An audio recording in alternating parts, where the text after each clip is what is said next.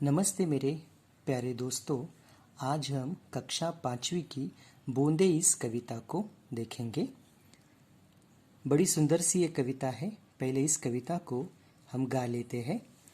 Rim झिम गाती बूंदे धरती पर है आती बूंदे, खेतों बागों मैदानों में हरियाली फैलाती बूंदे, धरती से नालों नदियों में सागर में मिल जाती बूंदे, गर्मी से तपते लोगों को शीतलता पहुंचाती बूंदे, मेंढक मोर पपी है कोयल सबका मन हर्षाती बूंदे, पुरवाई के रथ पर चढ़कर इटलाती मुस्काती बूंदे। कवि रोहिताश्व अस्थाना इसके कवि हैं। बड़ी लोकप्रिय और उतनी ही प्रसिद्ध ये कविता है। बच्चों की तो सबसे प्यारी कविता है, गाने के लिए बड़ी आसान भी है और अर्थ भी बड़ा सुंदर है इस कविता का। तो कवि रोहिताश्व अस्थाना कहते हैं, रिम झिम गाती बूंदे। अर्थात इस कविता में कवि ने वर्षा ऋतु अर्थात बारिश के मौसम का वर्णन किया है। और बारिश के मौसम में आप सब जानते हैं बूंदे रिम झिम जमीन पर आती है। कवि कहते हैं रिम झिम गाती बूंदे। अब रिम झिम यानी क्या? एक प्रकार की आवाज है। आसमान से जब बूंदे जमीन पर आती है तो जिस प्रकार की आवाज करते हैं उस आवाज को रिम झिम ऐसा कहा गया है।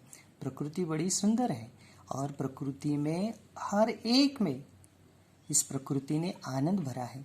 नदी के तट पर जाओ तो भी बड़ी सुंदर आवाज आती है। समुद्र के तट पर भी एक प्रकार का ध्वनि है।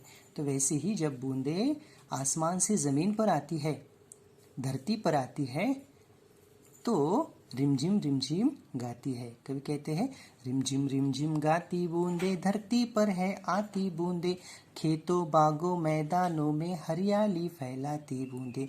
ये रिम झिम गाती हुई बूंदे जब धरती पर आती है तो क्या करती है? खेतों में बागों में मैदानों में हरियाली फैलाती है। ये जो हरियाली हमें आसपास दिखाई दे रही ना, खेतों में बागों में मैदानों में, ये सारी हरियाली लाने का काम यदि कौन करता है तो बूंदे करती है। सो कवि कहते हैं खेतों बागों मैदानों में हरियाली फैलाती बूंदे।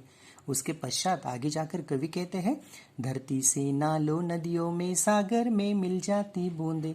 कितना सुंदर वर्णन है। देखो, आपको याद आया होगा, आपको जल चक्र है जिसे आप इंग्लिश में वाटर साइकिल कहते हैं, वो जल चक्र को जरा याद करो, तब आपको पता चलेगा कि सूर्य की तपती रोशनी के कारण, गर्मी के कारण समुद्र के पानी की भाप होती है, वो आसमान में जाती है, वहाँ बादलों का रूप धारण करती है।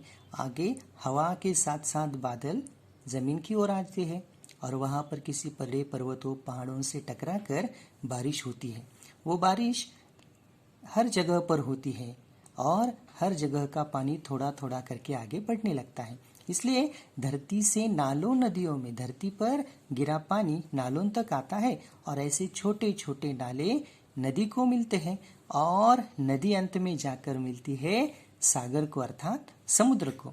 इसलिए कवि कहते धरती से नालों नदियों में सागर में मिल जाती बूंदे, गर्मी से तपते लोगों को शीतलता पहुंचाती बूंदे। और बूंदे केवल खेतों बागों में हरियाली फैलाना, धरती से नालों नदियों में और अंत में सागर में मिलना इतना ही नहीं करती, तो आगे क्या करती है मालूम है आपको? गर्मी से तपते लोगों को शीतलता पहुंचाती बूंदे। गर्मी से तपते हुए लोग हैं ना, उनको शीतलता अर्थात ठंडक देने का काम ये बूंदे करती है। हम सब देखते हैं गर्मी के दिनों में कितना गर्म वातावरण होता है, पर जब बारिश आती है तो चारों ओर ठंडक छा जाती है। कवि ने शीतलता शब्द का प्रयोग किया है। शीतलता यानी ठंडक, और हर कोई चाहता है गर्मी में उसे क्या मिले? शीतलता मिले। तो वो काम कौन करती है? बूंदे। गर्मी से तपते लोगों को शीतलता पहुंचाती बूंदे, मेंढक मोर पपी है कोयल सबका मन हर्षाती बूंदे। और आगे की पंक्तियों में तो कवि कहते हैं केवल लोगों को खुश करते हैं, मनुष्य को खुश करते, ऐसी बात नहीं। तो प्राणी पंछियों में उनमें कौन कौन है? मेंढक, मोर, पपीहा, कोयल, इन सबका मन हर्षाती है। हर्षाती यानी खुशियों से भर देती। हर्ष का अर्थ होता है खुशी, आनंद। ये सब बारिश के कारण खुश हो जाते। बारिश के दिनों में ये सारे पंछी हमें दिखाई देते। देखो, मेंढक दिखाई देता है, मोर है, पपी है, कोयल है। इस प्रकार के अनेक प्राणी पंछी सबके मन को हर्षाती है, खुश करती है। और अंत में कवि कहते हैं, पुरवाई के रथ पर चढ़कर इठलाती मुस्काती बूंदे। और पुरवाई के रथ पर, पुरवाई यानी क्या, पूर्व दिशा से आने वाली जो हवा है ना, उसका मानो रथ हो गया है, और उस रथ पर ये बूंदे बैठकर इठलाती हुई, मुस्काती हुई, इठलाना यानी इतराती हुई, मुस्काते यानी आनंद से भरी बूंदे जमीन पर आ जाती है। ऐसी सुंदर सी कविता, पुरवाई के रथ पर चढ़कर इठलाती मुस्काती बूंदे। इन सुंदर काव्य पंक्तियों से इसका कवि ने इसे पूर्ण विराम दिया है। कवि रोहिताश वास्ताना, इनकी ये बूंदे ये कविता है। आप सब इसे कंठस्थ करें और हमेशा इसे गाते रहे और आनंद लेते रहे।